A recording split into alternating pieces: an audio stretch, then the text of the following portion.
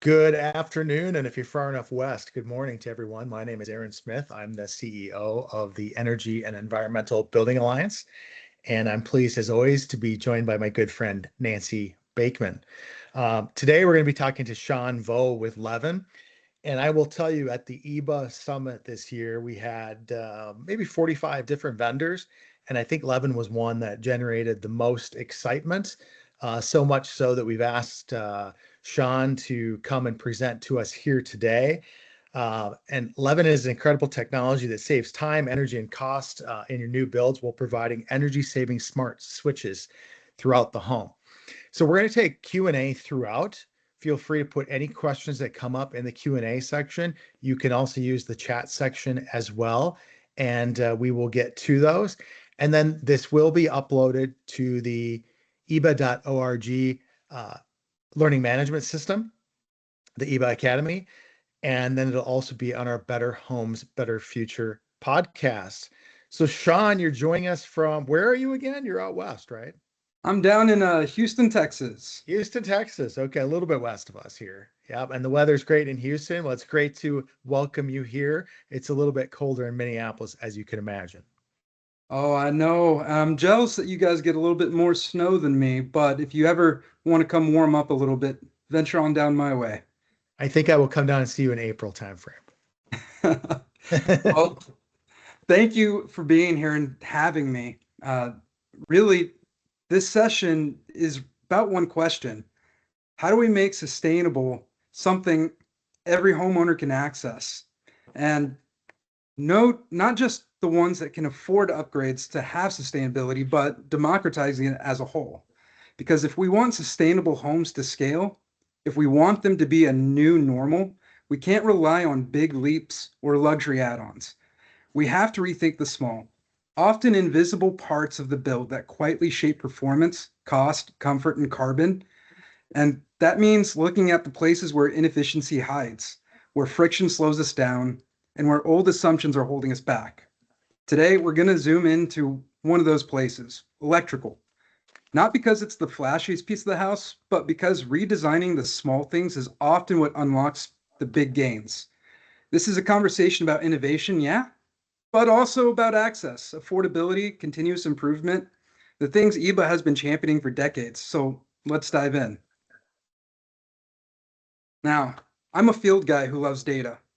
I'm also an urban hippie with a veggie garden I brag about way too much. But at my core, I'm just curious.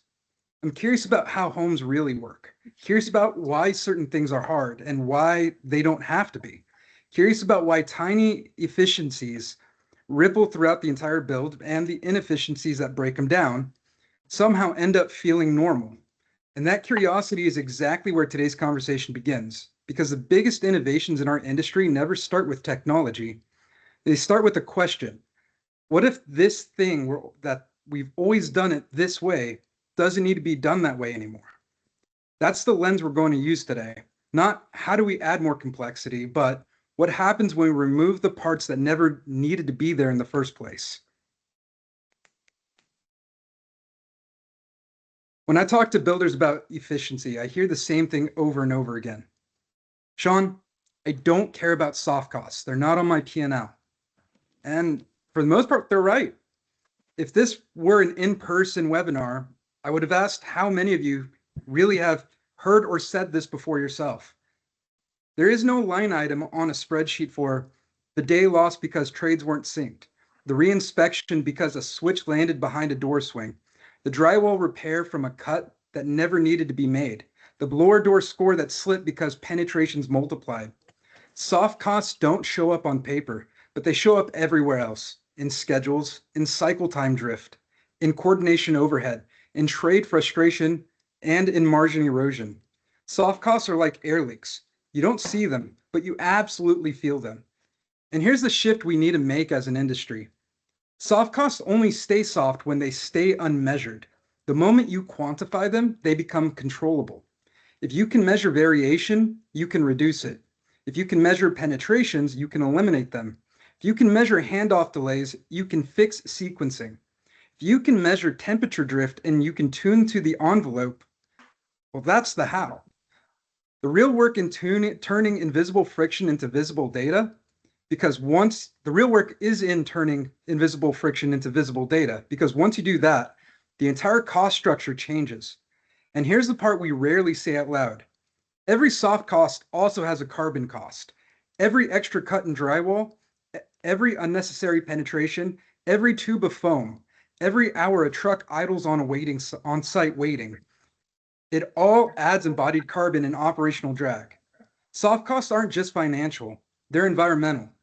When we quantify the inefficiencies, we reduce both. This is the heart of continuous improvement. Measure what matters, shrink what doesn't, and watch both cost and carbon come down together. And builders are great at measuring the things we can count.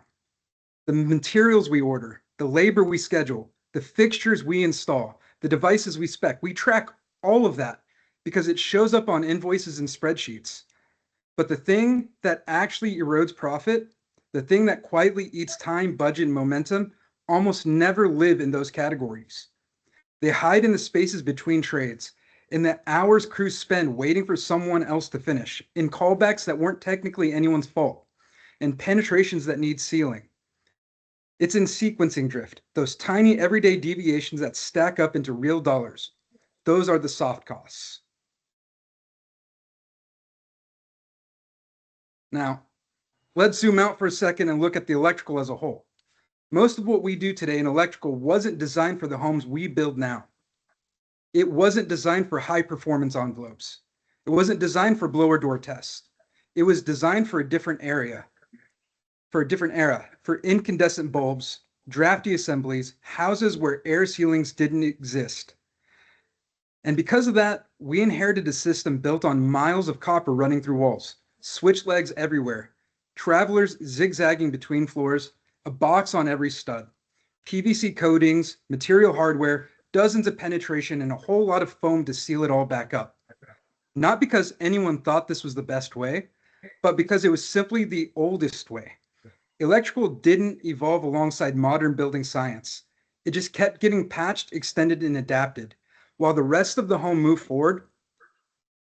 And here's the thing, once you see the inefficiency built into that inheritance, you can't unsee it. It becomes obvious that the problem isn't the trade, it isn't the builders, it's the assumption we never questioned. The moment you question them, the moment you give yourself permission to rethink core rules of the switch must physically connect to the load, a completely new, more efficient, more sustainability topology becomes possible. That's the opportunity in front of us all. Now, with what I do, and if you really want to understand how efficiency is lost in a home, you don't need to look at the mechanical room. You just need to stand in front of a wall and count the cuts. Every switch box, every penetration, every hole we didn't need to make, they all do the same three things. They break the air barrier, they create sealing and patchwork, and they chip away at the envelope performance. One box doesn't matter much, but 40 boxes, 60, 100, that's where it adds up. From our energy modeling, the impact is clear. Removing switch boxes eliminates 40 to 60 square inches of envelope disruption per switch. In a typical home, that means about 80 to 120 penetrations disappear the moment you go wireless. And because Levven switches don't rely on studs, we mount them with custom wall dog anchor screws. It's a single piece screw anchor designed specifically not to penetrate the full depth of the drywall, so the air barrier stays intact. That means no foam, no caulking, no patchwork, just a clean, sealed wall. Builders tell us all the time that they've seen their blower doors improve simply because they stopped cutting holes that didn't need to exist. And that's the big point. Sustainability doesn't die in the big decisions. It dies in the hundreds and tiny cuts we ignore. When you eliminate those cuts, you protect the envelope, you stabilize performance, and you make sustainable homes easier to build, not harder. And for the last decade, our industry has focused almost entirely on operational carbon, how efficiently the home runs after the homeowner moves in. But the next frontier is in combining both the embodied and operational carbon, especially when looking at ResNet 1550 that is about to make things very real for all of us. And when you look closely, there's a quiet culprit in the home that rarely gets talked about: the MEPs, especially electrical. Traditional wiring is one of the most overlooked sources of embodied carbon in the entire structure, not because of any one component, but because the sheer volume of materials hiding behind the walls. Miles of copper, PVC coated wiring, plastic boxes, metal hardware, double drilling, air sealing foam, and waste produced from all of the cuts, corrections, and adjustments. You add it all up, and suddenly electrical is no longer a small category. It's one of the biggest embodied opportunities in the house. So we started modeling it. When you eliminate switch legs, travelers, boxes, and penetrations, when you simplify routing, cut out unnecessary copper and PVC, impact is massive. Levven homes show a 39% reduction in copper, up to 50% reduction in PVC, and we save about 57 to 92 kilograms of CO2 per home. To put that in perspective, that's the equivalent of eliminating 150 to 200 car miles of emissions, not from solar panels, not from heat pumps, but simply from optimizing the wiring behind the walls. And here's the bigger point. Embodied carbon isn't just about materials, it's about the decisions that add or remove unnecessary steps from the build. If we design systems that reduce variation, penetrations, and waste, we're not just saving time, we're lowering the carbon footprint of every home before the first light is ever even turned on. This is the sustainability conversation we need to be having, not just how efficiently does the home run, but how efficiently was it built. Smart controls can save energy anywhere from 4 to 9% depending on how people live in the home. So you'd think that they'd be standard in every new build by now, but they're not. The reason is actually kind of simple. Most smart controls today were designed for retail shelves, not for construction. They rely on Wi-Fi, they require hubs, they add steps without removing any. They increase cost without improving the build. So builders look at them and go, well, why would I complicate my job to make a home marginally smarter? And that question, that moment of hesitation is exactly where innovation has to start. Because true innovation doesn't ask, how do we add more?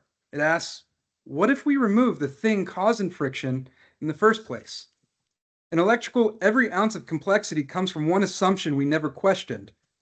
The switch has to be physically connected to the load. Once you let curiosity challenge that rule, everything else opens up. No more switch legs running through the wall, no travelers, no box placements dictating design decisions, and fewer penetrations for the envelope. This creates a cleaner, tighter home. At the point you're just optimizing the system, you're redesigning it for the way that homes really should have been built. And there's a real lesson here. Innovation and sustainability isn't about adding technology, it's about removing inefficiencies that never needed to be there in the first place. So when we took a look at the rocker switch and we broke it apart from the actuator, the part where people press up and down or flip the toggle on and off, and the power relay that sits on the back of it, and we pulled those two parts away from each other, we moved the relay to the ceiling where all the wires live, and the actuator becoming flush surface mounted onto the drywall, we saw all the cascading downstream effects that I've spoken about up until here. And the fact that we made them smart was truly an afterthought for us because we wanted to solve a builder first problem of impacting how do we fix margin and how do we fix the complexity behind sustainability and bring that over to the home builders to remove quality issues. The fact that it was smart happened at the point of realizing we could give data and information over to the home buyers and letting them live in that home with data and decisions. So leads me to what exactly is Levven? Well, if I had a 10-second explainer to pitch this to a builder, I'd say we remove switch legs and penetrations and give homeowners full smart lighting without adding cost or complexity. That's it. No Wi-Fi dependency, no hubs, no pairing at the job site, just surface-mounted switches, pre-configured and built real construction. Electricians get to rough in houses faster, builders get a tighter envelope, and homeowners get control anywhere in their home. and everything works at a 99.98% reliability. This isn't a gadget. This is a new electrical topology, one designed for the way homes are built today and the way people live in them tomorrow. When we talk about sustainable innovation, whether it's Levven, a wall assembly, a new HVAC strategy, or advanced framing, we're really talking about the same thing EBA's championed for decades. Better homes for people, built with better systems, at a scale that actually moves the industry forward. And every innovation that lasts, every product that truly changes the way we build meets 4 criteria. Our founder, James Kierstead, kept these written on his whiteboard, and honestly, they apply to everything we've talked about. First, it has to be valuable. It has to solve real job site problems, not theoretical ones. It has to remove friction, reduce penetrations, avoid rework, simplify air sealing, or cut complexity. If it does make life easier for the people building the home, if it doesn't do that, it never survives contact with the field. Secondly, it has to be useful. Homeowners have to actually want the outcome, not because the industry says it's green, but because it makes their everyday life better. More comfort, more control, more accessibility, fewer frustrations. Third, it has to be feasible. Trades have to adopt it quickly. If a crew can learn it under an hour, repeat it house after house, and integrate it with prefab or offsite workflows, that's feasibility. Innovation can't live in a PDF. It has to live in the hands of the electrician at 7:30 a.m. And finally, it has to be viable, meaning it can scale. It can offset its costs through savings elsewhere. It can work in entry-level homes, production homes, and high-performance homes, not just top 1% of custom builds. When a product hits all 4, valuable, useful, feasible, and viable, that's when it stops being a new thing and starts becoming a new standard. Levven happens to check that box, but every message is this.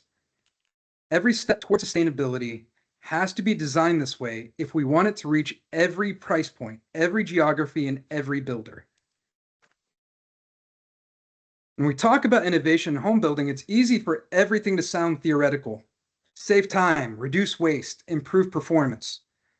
But case studies are where all the theory meets reality. They give builders something incredibly rare in this industry, proof you can touch. Proof from job sites that look like yours, not like lab conditions. Proof that innovation isn't risk, it's replication. I'm going to share one of the examples where LGI ran a pilot, weather to see our wireless controls could actually streamline their build. And here's what happened. Rough-ins dropped from a day and a half to a day flat. Cycle time variation tightened, giving supers more predictability. Time on task improved 48%. Drywall repairs virtually disappeared, and warranty call packs fell shortly. Now, here's the important part. The electricians didn't magically get faster. The trades didn't suddenly become superheroes. The system got faster because there was simply less to do. There was fewer penetrations and no switch legs, and that's exactly what case studies help us see. Not just the benefits of a product, but the mechanics of how efficiency, predictability, sustainability actually scale. Because innovation doesn't spread when someone gives a great presentation. It spreads when a builder sees a result that makes them say, we could do that tomorrow. And as for the homeowners, well, they don't wake up in the morning thinking about penetrations and wire waste. They care about how the home lives. They care about comfort, rooms that feel right without constantly adjusting the thermostat.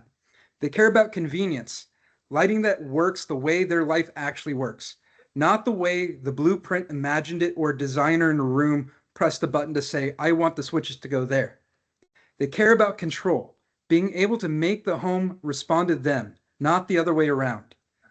That's where sustainability becomes real, because the moment you remove unnecessary penetrations and tighten the envelope, the homeowner feels it. They see it in their energy bills. Their home stays more comfortable. Their rooms stay more consistent. Levven fits right into that story. By removing everything that we do, the home itself becomes more efficient. By adding 30 to 40 temperature sensors, Through our switches and controllers, the home becomes more aware. It tells them how energy is being used, where comfort is drifting, and how to optimize it. When you give people smart control in every room at every switch without Wi-Fi dependency, without knowing if you need an extra Z-Wave node, without the complexity of adding more and adding additional cost, you're delivering sustainability that's intuitive. For some families, it goes even further. Moving a switch lower on the wall giving someone a portable switch isn't just a convenience, it's independence. When you think about the aspect of having family members who are physically handicapped and giving them smart controls for the entirety of the home without asking for additional help, and the fact that they're wireless so you can place them where you need to, or they can use their phone to create scenes or turn anything on and off, you've given someone who previously had to depend on adding additional hardware or adding expensive sensors and controls the ability to have independence back in their own home. So what do homeowners really get? A home that's easier to live in, with less waste, and feels better to occupy. Now, the ask, before you decide whether any new idea, Levven, or anything else is worth changing for, there are 3 questions that really matter. And for the home builders going back to meet with their decision-making teams, if you can answer these 3 questions on any product or any change management idea, you're going to be successful in moving that group to actually making a decision. First, who is it for? Is this just for the builder, for the trade partner, for the homeowner? Or does it actually serve everyone who touches the home? Second, what are you trying to change? Are you trying to tighten the envelope, speed up the schedule, reduce carbon, simplify the install, or are you just trying to change the experience for the person who ultimately lives there? And finally, what do they get? Do they get predictability instead of surprise? Do they get simplicity instead of workarounds? Do they get affordability, control, or freedom you can't deliver today? If you can answer these 3 questions clearly, who is it for, what do you want to change, and what do they actually get? Then you're not adopting a product, you're adopting a breakthrough. And it impacts everything from what I do in manufacturing to what those home builders are doing in home building. Manufacturing figured something out decades ago that home building's only beginning to embrace. Continuous improvement is not one giant leap. It's thousands of tiny adjustments made consistently. Car plants don't overhaul the assembly line every year. They tune it. They measure it. They study variation. And every small improvement compounds into massive efficiency. Home building can work the same way. So once a quarter, ask 4 simple questions. What ran well? What can be addressed? What wasn't measured? And what can we tune before the next quarter? That's it. That's the entire engine of continuous improvement. And here's a key idea. Innovation only scales if it is repeatable, measurable, teachable, and affordable. That's the bridge between manufacturing and home building. You can't improve what changes every time. You can't teach what isn't standardized. You can't measure what isn't visible. And you can't afford what doesn't scale. Levven makes that bridge possible. Because when electrical becomes predictable, consistent across crews, cleaner with fewer penetrations, builders finally get the same levers manufacturers rely on: cycle time stability, reduced variation, fewer variables, less rework, and clearer data. This gives you insights into what's actually happening inside the home. Tiny tweaks with massive compounding effects. And that's how manufacturing scaled. Home builders can do this too, when they design systems that make it possible to do this. What I love most about Levven's system is this. The home becomes a narrator. And if we pay attention, it tells us exactly where the inefficiencies are. Every Levven switch and controller, as I mentioned, has a built-in temperature sensor. So suddenly, a home doesn't have one thermostat reading it. It has 30 or 40 temperature data points scattered throughout the house in every room. That means builders can finally see things that used to be invisible: where heat gathers, where fixtures run hotter than spec, where something may fail long before the homeowner ever calls. In fact, one home builder that we worked with discovered their LED disc lights were running dangerously hot. Not because homeowners complained, They hadn't yet.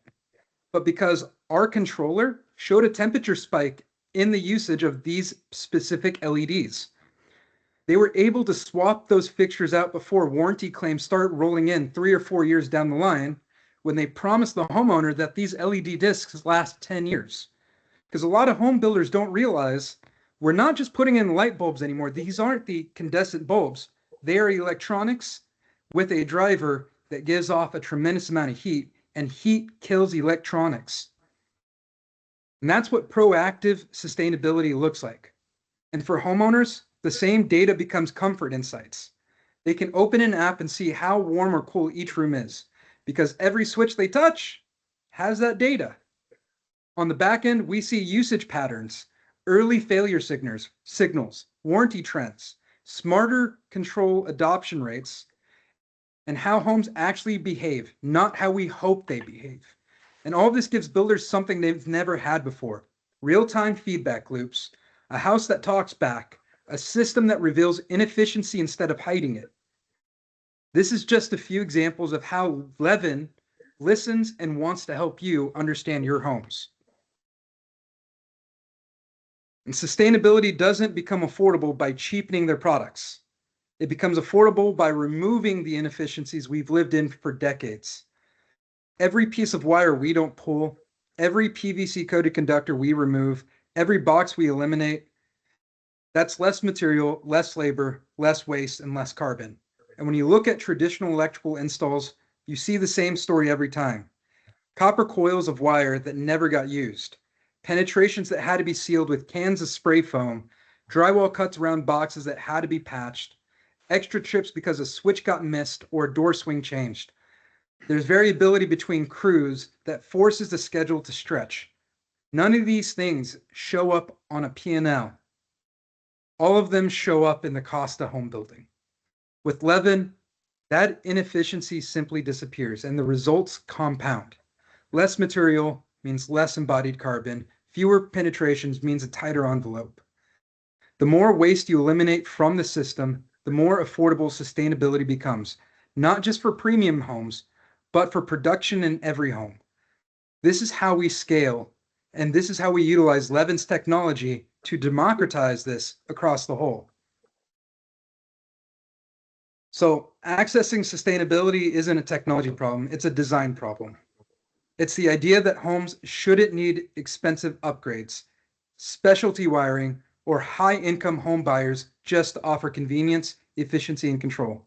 For years, smart homes were built for the top of the market. If you wanted automation, if you wanted comfort, if you wanted adaptability, you paid a premium. And if you didn't, you lived with the same switches and wiring we've been using for 70 years. But accessible sustainability looks different. It looks like a switch you can mount anywhere without cutting the wall. It looks like a phone app that works the same way whether you're in 1,400 square feet or a custom build. It looks like a system that gives the homeowner choice, their ecosystem, their integrations, their routines, without needing a technician to install or service it. It means a first-time home buyer gets smart, efficient lighting at an experience that is equivalent to someone building a multi-million-dollar home. And it means the builder doesn't have to add cost, complexity, or headaches to deliver it. That's what accessible sustainability really is. Designing solutions that work for everyone, every home, every price, and every user. Not as an upgrade, not as a special package, but as the default. So if you remember one thing from today, let it be this. We don't make sustainable homes affordable by trimming features. We make them affordable by designing systems that work better every time in every home. Continuity creates confidence, confidence creates efficiency, and efficiency unlocks affordability. Affordability is what finally makes sustainability scalable. It is the future of building. It isn't about doing more.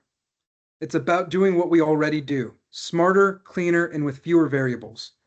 And that's what Levven is here for, to help the industry remove waste, simplify the process, and make connected, efficient living something every homeowner can access, not just the ones who can pay extra for it. Sustainability becomes real when it becomes routine, and routines become powerful when they're designed, measured, and repeatable. Innovation doesn't have to be radical. It just has to be built for the way you build. And that is my presentation over making sustainable technology affordable for every home. Fantastic. Sean, you had a slide showing the single family home, kind of 39% savings in materials, and the two-story home, about a 30% savings in materials. Are you finding that there, with the reduction in material, the reduction in labor time, does it take the electrician a couple iterations to believe that they're going to save money and then pass that savings along to the builder? Or like, how are you seeing it unfold? So when we start working with the home builder and the trade, of course, anybody who helped push PEX into the mainstream remembers trades not wanting to give up that labor savings. The material savings is more than evident. We can prove that over and over again. We've actually done just north of 50 studies where we took 50 traditional homes, 50 Levven homes, and compared the amount of material that goes in and out. We timed it down to the second of how long it takes to pull the wire. The labor side is hard for the trade to give back because they build their margin in there. And Mm-hmm.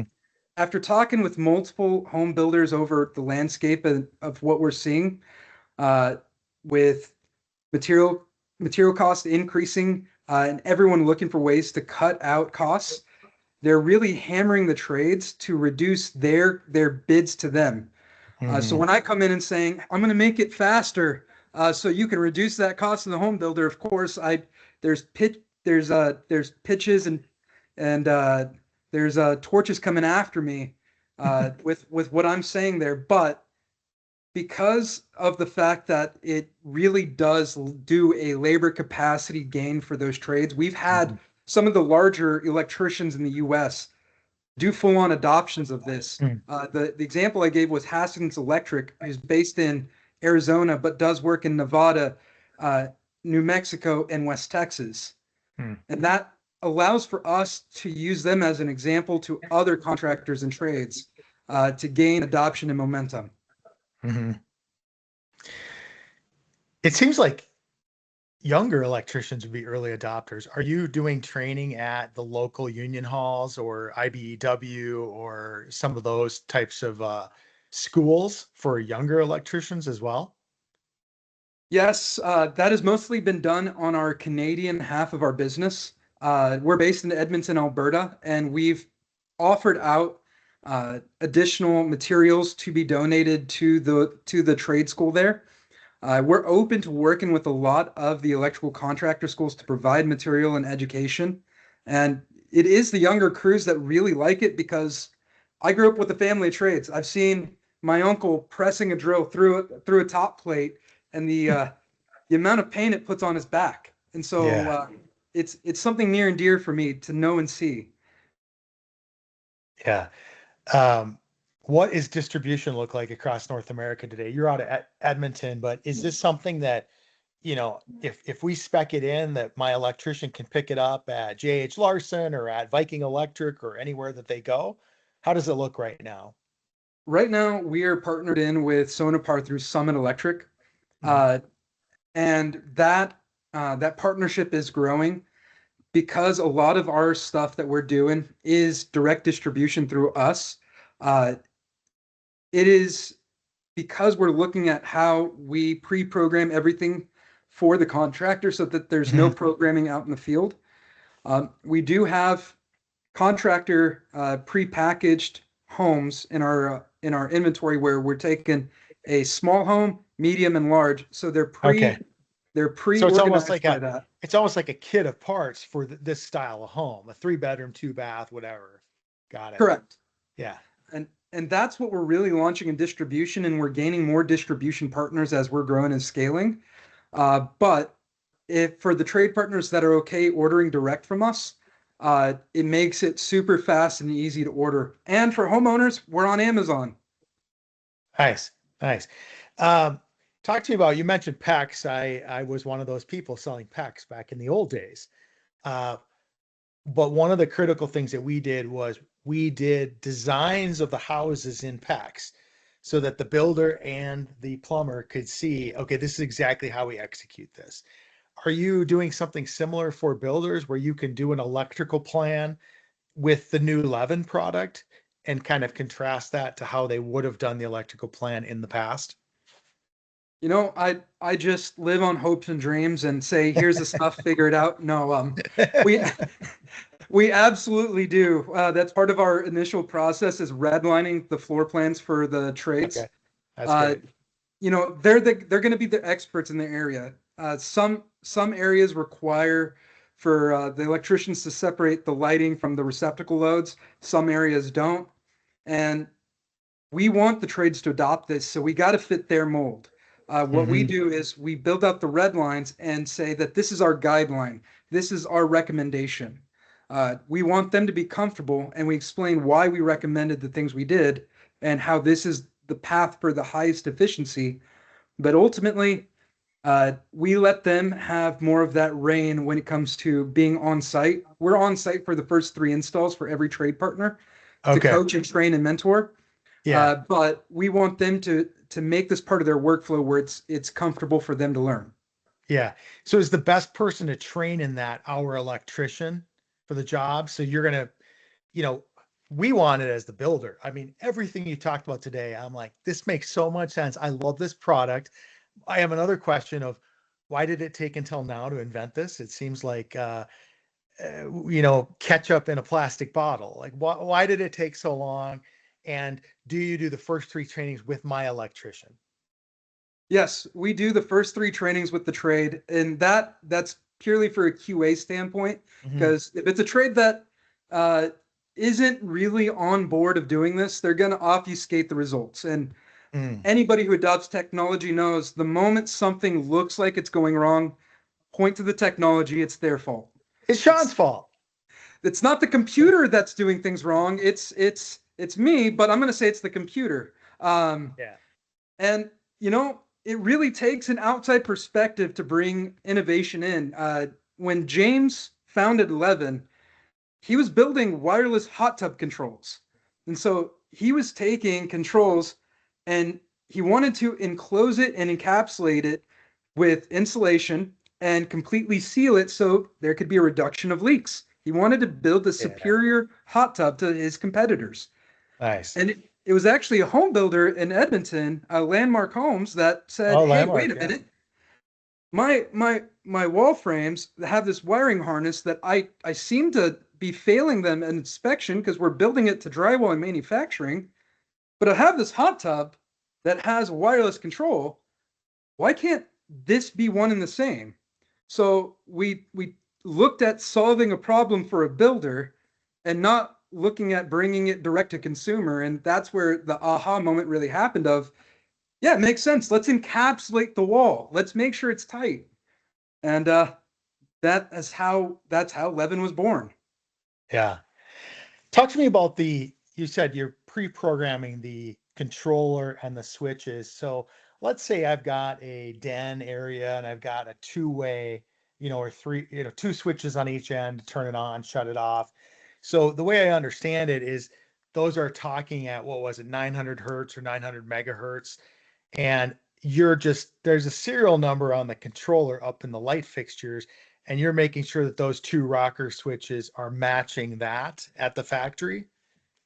Well, so it's actually a lot simpler than that. Okay, good. But also, it's a mix of simple and complex. Our engineering team came from pretty high-end engineering backgrounds, one of it which being Garmin. And so when we were looking at how our switches were going to communicate with each other, we saw what was out in the market, and we're like, okay, Bluetooth, it's going to be too short of a range. Hmm. Z-Wave has a lot of privacy issues. Yeah, Uh, Wi-Fi, it's going to be dependent if they have internet or not. So right. let's do the easy thing and make our own. Um, Hmm. and so uh, each switch and controller has a crypto cipher built into it, so like a handshake password. Yeah. Um, and it changes its channel in that 900 megahertz band every hour. And all it's looking for is that handshake of, are you programmed to me? Hmm. Uh, when you look at the controller, it has a button, and on the switches, you press both sides of it. That is the pairing sequence. So Okay. we added a physical pairing sequence. Yeah. Uh, and So in if the I app, so it can come programmed, but yes, if I'm doing the electrical walk with a homeowner and they go, you know what, we want this to be three-way, we want one more switch over here. I'm just going to take that wall switch, pair it to that controller, and now I've got a three-way, four-way type of system. correct. And you can It's add like, up to 20 switches. okay, that's awesome. Um, well, I had a really good question next.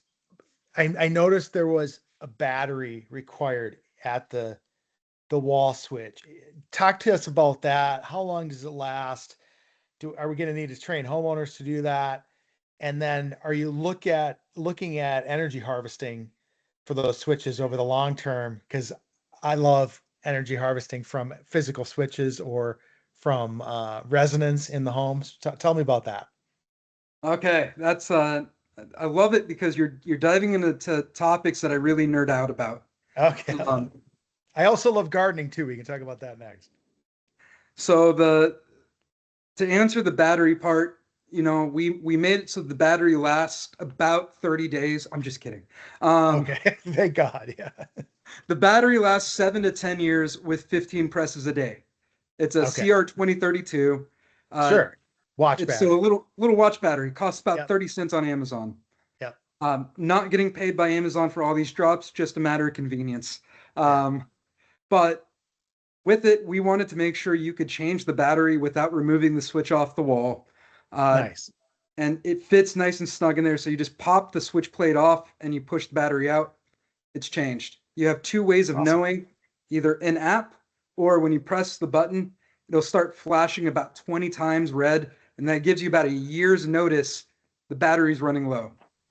Okay. Now, there are technologies that would allow us to do kinetic switching, which is licensed, and we are not looking to pay that because we know builders won't adopt it if it costs extra money, Yeah. It's a good point. which also is about energy harvesting, whether we're looking at putting a radio wave harvester onto Hmm. the switch with a ultra large capacitor or putting a rechargeable battery in there. Hmm. It becomes a function of cost. Now, the Hmm. reason why we went with the CR2032, it's cheap and easy to replace. Hmm. And if you're only changing it about as much as you're needing to change the batteries from your smoke detector, that gives us a tolerance. Hmm. Uh, and the impact on the embodied carbon still is negligible in comparison to a wired switch. Yeah. Uh, so it Oh, really checked fantastic. off all the boxes. Now, I'm in contact with a lot of companies that do these sort of technologies for the radio wave harvesting or energy harvesting, or Yeah. uh, and as those technologies become more affordable, of course, that is a way we'd love to go. Yeah. I have another question for you on the sensing portion of it. I was really intrigued by that.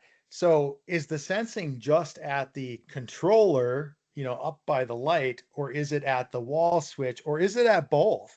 It's in And both. it's in both. So I can see temperature, and is it just a temperature energy, or what am I looking at? What type of data am I going to see from these devices? From the consumer app or the homeowner's app perspective, they're going to see the temperature by switch location. The temperature that's in the controller, that is something that we are able to utilize with home builders with the home buyer's permission or the homeowner's permission, or Mhm. even in the stage of construction where no one's occupying it and it's not under contract. Uh, we wanted to add a temperature sensor into our controllers because we were curious about the impact of having a highly insulated ceiling, Mhm. putting a LED disc into there and creating basically an oven, Yeah. and what you're going to see. So when our controllers were failing at a home builder and they're rated to be able to function in north of 200 degrees Fahrenheit, we're like, wait a minute, why are our controllers failing if they're rated up to 200 degrees Fahrenheit? Mhm. Well, we saw that it was getting dangerously hot in that junction box to the point where there was discoloration on the jackets of the wire, and they were pulling back a little bit, but Hmm. it's because the drivers in there are being pushed far past their spec because Mhm. they're using some of the cheapest drivers possible to get placed into there. Well, it's gonna create heat and burn them out.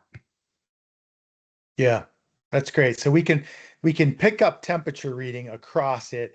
And then what I would also say that's interesting is you kind of have this ability through the app, in my mind, this phantom load energy that I never know where it's coming from my house to actually like kill a smart TV at night or kill a gaming station of the kids at night, right? Um, so you have an ability to shut down at least the lighting, not always the outlets, right? Or do you Well, have an outlet option as well? uh, our controllers, we have a 20 amp and a 10 amp controller that you can do a half hot on your outlets. In fact, uh, I have one placed in my son's room behind his Xbox. So when I Yeah. tell him it's time for homework or it's time to come out for dinner, and he says, "Hold on, I'm in the middle of a match, Dad." Well, no, Yep. I said it's time. That's awesome. Uh, we had another question come back in, and if you can just reiterate this, this is from Cindy, but are you saying that the cost savings of less wiring is bigger than the cost of the smart switch? Is that what people are Yes. finding? Well, uh, where it really comes in is let's just call it where it's at. That a toggle switch is about $1. My stuff is somewhere in that ballpark of about $30 to $40. Hmm.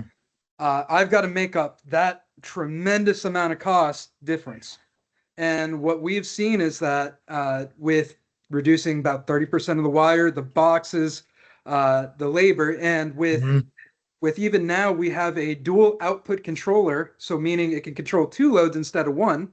Mm. To further reduce the cost of having to buy two of my controllers, you can now buy one. Mm. Uh, you can get it to be cost neutral of a toggle switch. The Yeah. trades have the ability to bring it to cost neutral of a toggle switch. Right. And don't forget, I mean, one of my most expensive trades in the home are my electricians, right? I mean, you take a look at the price of copper year to date, not even like taking a 5 year forecast, but year to date, we're up, oh, I believe, over 60% of cost. Yeah, it's crazy. Dr. Copper. And by the way, that's where PEX won in the long run. Copper got so expensive that guys were like, and it was a theft problem. Um, so people want to learn more. Sam or Sean, can you put your email in the chat right now? And I'm going to ask you one final question after you put your email in the chat. But just thanks to everyone. Yeah, there's Sean. So SVO at Levven.com. You can always reach out to me at Aaron at eba.org if you want to get connected with Sean. But Sean, just a tremendous product. So my last question is, what's going on with the Edmonton Oilers? Well, see, I became a hockey fan because of my Canadian company, and I'm a Dallas Stars guy.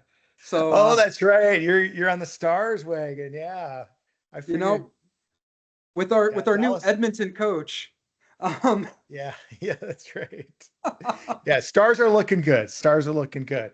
Well, Sean, thank you so very much for spending some time with us today. Everyone that joined us, just a reminder, this will be uploaded at eba.org in the Academy and also at our Better Homes, Better Future um, podcast site.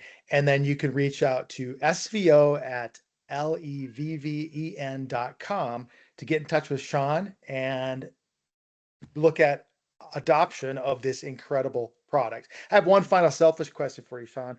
What's the future? I keep thinking about low voltage wiring. What are you guys looking at, or what are you seeing out there in future state? It seems to me like we could be pulling low voltage to the majority of the house beyond the high voltage things. You guys batting around any cool ideas like that? well, I will have to go ahead and give a shout out to what would be considered a competitor, but I love what they're doing.